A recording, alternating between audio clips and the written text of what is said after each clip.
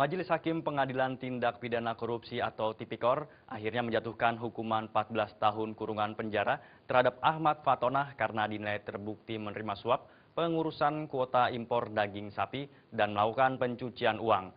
Fatonah merasa keberatan dengan vonis tersebut dan menilai dirinya tidak bersalah.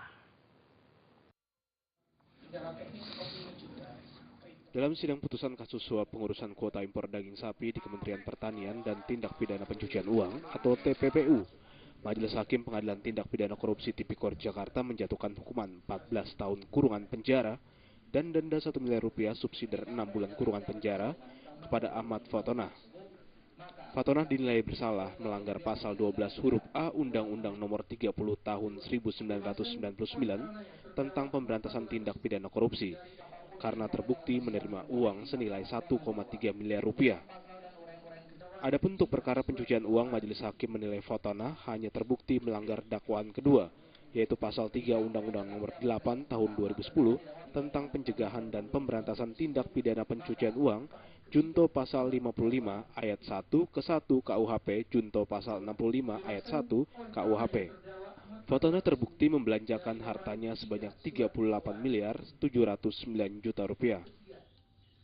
Menyatakan terdakwa Ahmad Fatonah terbukti secara sah dan meyakinkan bersalah melakukan tindak pidana korupsi secara bersama-sama sebagaimana pada dakwaan ke-1 pertama dan tindak pidana pencucian uang sebagaimana dakwaan kedua surat dakwaan perkara ini.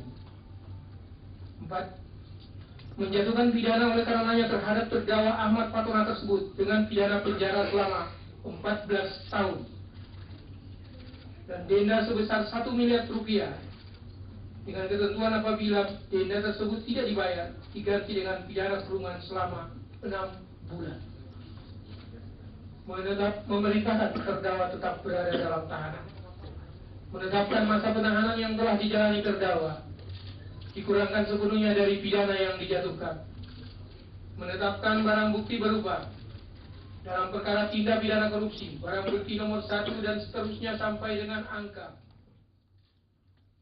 Hukuman ini lebih ringan dibandingkan tuntutan jaksa penuntut umum dari KPK, yaitu 17,5 tahun penjara dan denda 1,5 miliar rupiah. Suami dari pedangdut Safety Sanustika ini dinilai menerima suap senilai 1,3 miliar rupiah terkait pengurusan kuota impor daging sapi di Kementerian Pertanian dan terbukti melakukan tindak pidana pencucian uang TPPU senilai 35 miliar 408 juta rupiah. Atas putusan Majelis Hakim Tipikor tersebut, Fatonah mengajukan pikir-pikir. Dari Jakarta, Linda Pusbesari dan Wayan Agus melaporkan. Tim penyidik Komisi Pemberantasan Korupsi KPK kembali memeriksa istri mantan Ketua MK Akhil Muchtar, Ratu Rita Aki. Kali ini Ratu Rita diperiksa sebagai saksi untuk Tubagus Heriwardana alias Wawan, tersangka kasus dugaan suap sengketa Pilkada Lebak Banten yang juga menjerat Akhil Muchtar.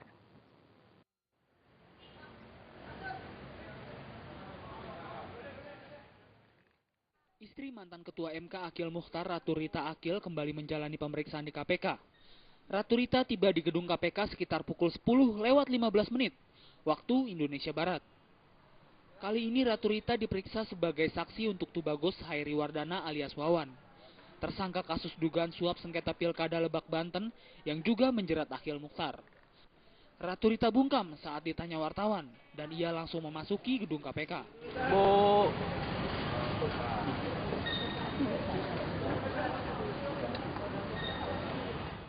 Ratu Rita sebelumnya diperiksa pada 22 Oktober lalu selama 5 jam. Namun ia bungkam saat ditanya wartawan mengenai isi pemeriksaannya. Pengacara Ratu Tamsil Syukur mengatakan kliennya dalam keadaan tertekan saat memberikan kesaksian. Ratu Rita merupakan Direktur CV Ratu Semagat di Pontianak, Kalimantan Barat yang bergerak di bidang perkebunan serta tambang batubara. Perusahaan tersebut menurut data Pusat Pelaporan Analisis dan Transaksi Keuangan melakukan transaksi hingga 100 miliar. Salah satunya dicurigai adanya transfer dari pengacara Susi Turandayani dengan jumlah cukup besar. Dari Jakarta, Ade Tata Permana melaporkan. Presiden Susilo Bambang Yudhoyono Senin siang bertemu dengan pengurus dan pimpinan Kamar Dagang dan Industri Kadin di Istana Bogor, Jawa Barat. Dalam kesempatan tersebut, Presiden SBY memberikan solusi berbagai permasalahan di dunia usaha, serta masukan atas rekomendasi hasil Rapimnas Kadin yang digelar di Palembang.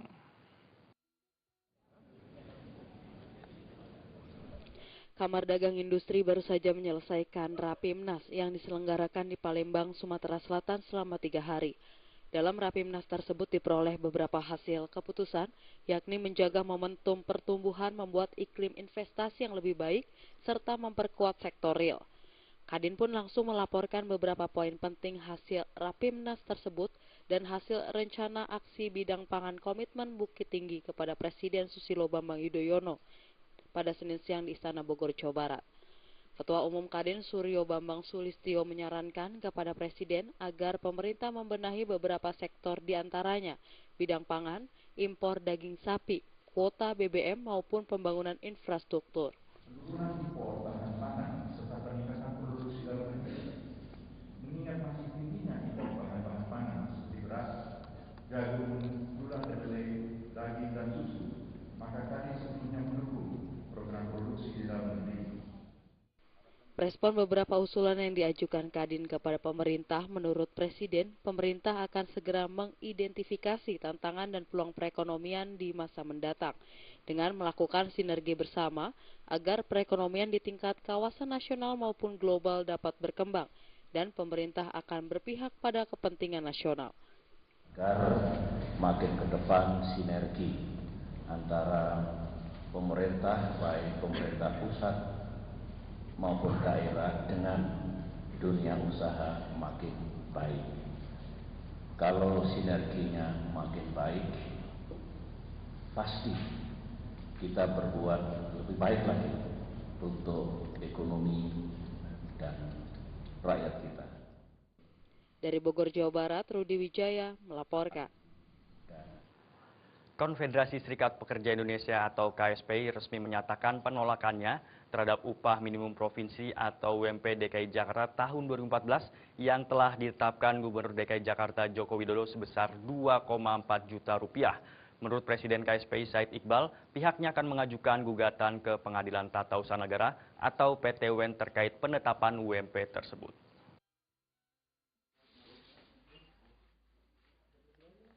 Sejumlah serikat buruh secara resmi menolak upah minimum provinsi atau UMP yang telah ditetapkan Gubernur DKI Jakarta Joko Widodo sebesar 2,4 juta rupiah karena dinilai tidak sesuai dengan harapan para buruh.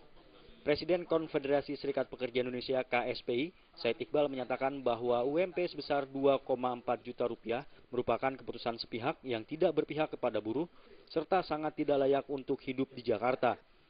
Para buruh mengaku kecewa dengan janji-janji kampanye Jokowi saat pemilihan Gubernur DKI Jakarta yang menyatakan akan berpihak kepada kaum kecil termasuk kaum buruh. Said juga mengatakan bahwa keputusan UMP DKI Jakarta membuat perjuangan buruh di provinsi lain menjadi sia-sia.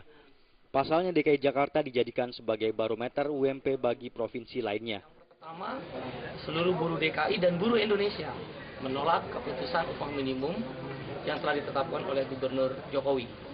Langkah-langkah yang akan dilakukan adalah satu, tetap persuasif.